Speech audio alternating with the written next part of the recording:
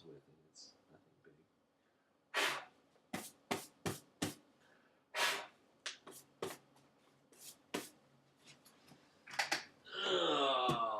So let's see. More to say about these, just to. Well, Enter the Dragon. Enter the Dragon is a great movie. Bruce Lee is awesome. You know, people periodically, I'll read something or whatever. People are like, "Was Bruce Lee really that great?"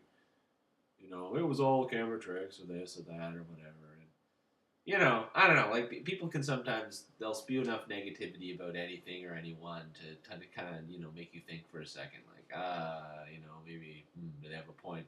But then I go back and I watch Bruce Lee or whatever again, and I'm like, holy fuck, you know. Well, that's a rant. I'm willing to spend a few minutes on that rant because that's come up. You know, that always pops up in my head, and that's what this is all about, is me spewing on about things that I like to spew on about in my head to a helpless video audience. Not that anyone's watching this, but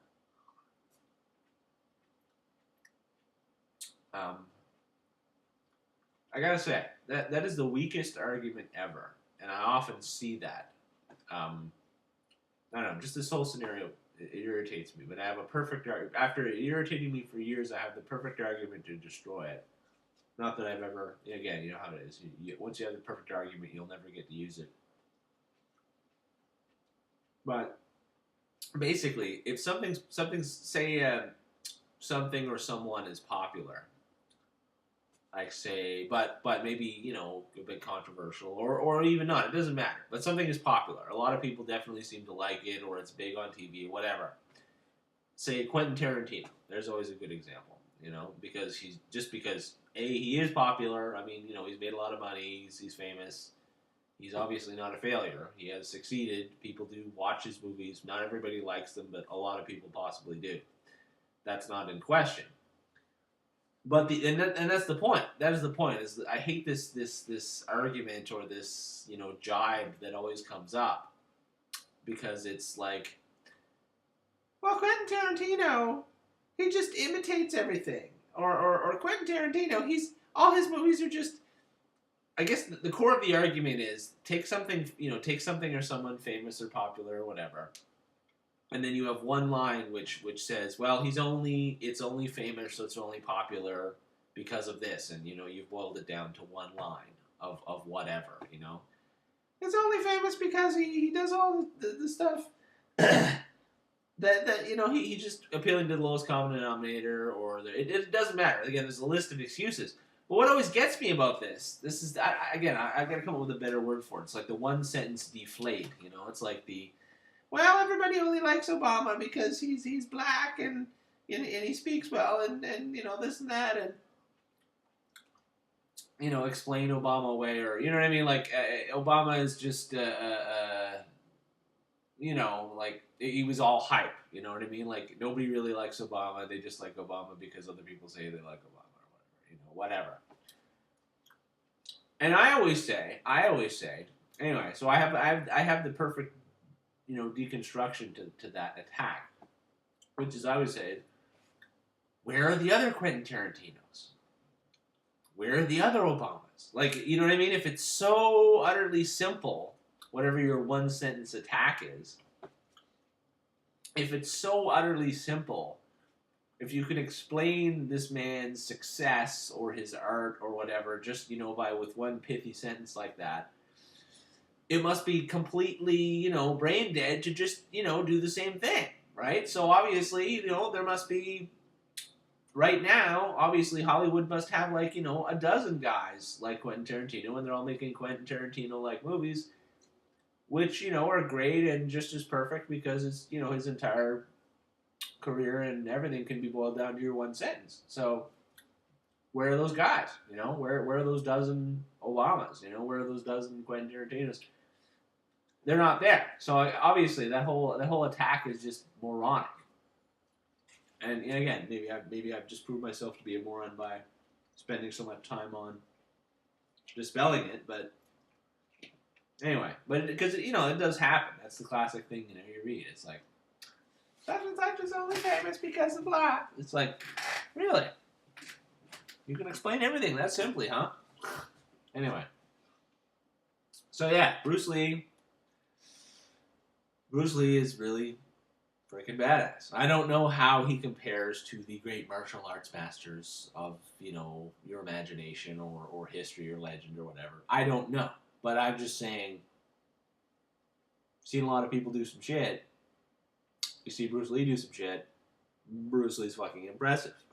So, I mean, he does have sort of a rep. That's one thing I did learn. I'll say that. That's kind of an interesting point. We have a few minutes left here. But this is an interesting point. I'll admit, it's like a lot. It's like with, actually, it's the same as with this is actually a worthy point. We'll go out on this.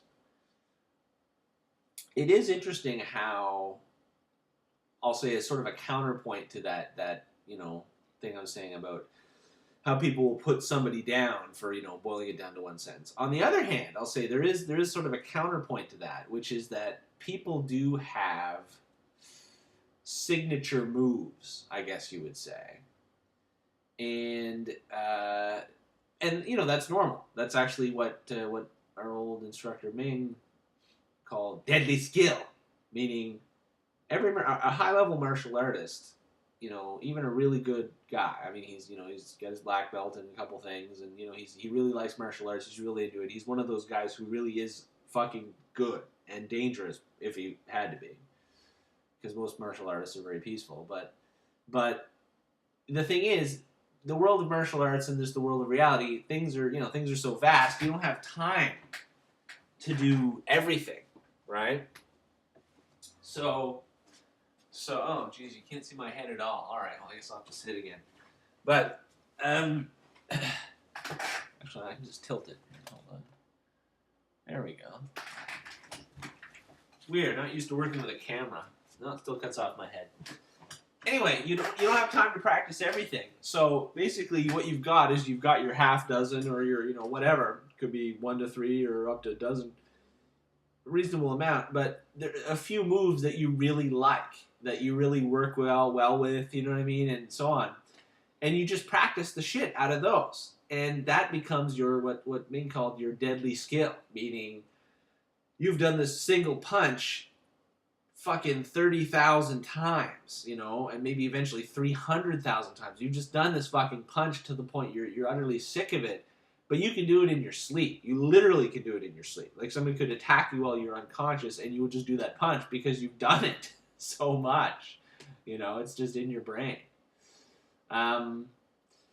Anyway, 2 minutes left. So my point is, like with Bruce Lee, you see Enter the Dragon or, just a couple Bruce Lee movies, his big ones. And, you're like, wow, he really does it. But if you look at his older movies, I'll say, he does the same stuff. He does the same punches. He does sometimes the same setups, like to do multiple guys. You think, wow, that's so awesome. And his older ones, he's not as good. He's actually, you see, I can see it anyway. He's rougher. Like you can see he hasn't done it as much. But you see, Enter the Dragon was his last movie. It was done technically at the peak of his skills because it was the last one he did. And I could see it after seeing those old movies. Finally, I could compare it to Enter the Dragon, and I was like.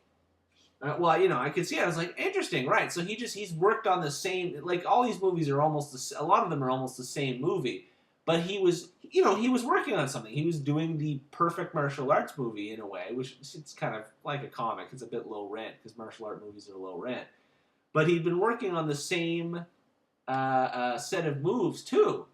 And wow, I mean, again, at first I was a little disappointed. I thought, oh, well, wow, he isn't as original as I thought. You can't just do a move out of nowhere. But that's life. That's reality. Bruce Lee had to fucking practice at it the same as anybody else, and he had a certain set of movie moves that are very visual, perhaps, that you see in almost all of his movies. But by Enter the Dragon, he had friggin' gotten it down, and it's friggin' impressive to see. That's why it's remembered. And that's part of why Bruce Lee is so awesome. All right, well, there was 20 minutes, and fulfilled Andrew's request. Rest and recover, my friend. Your body will eventually get used to it, same as my job. That's the way it goes. You just have to. Takes time to adapt. All right, Bradley out. Have a good one, everybody.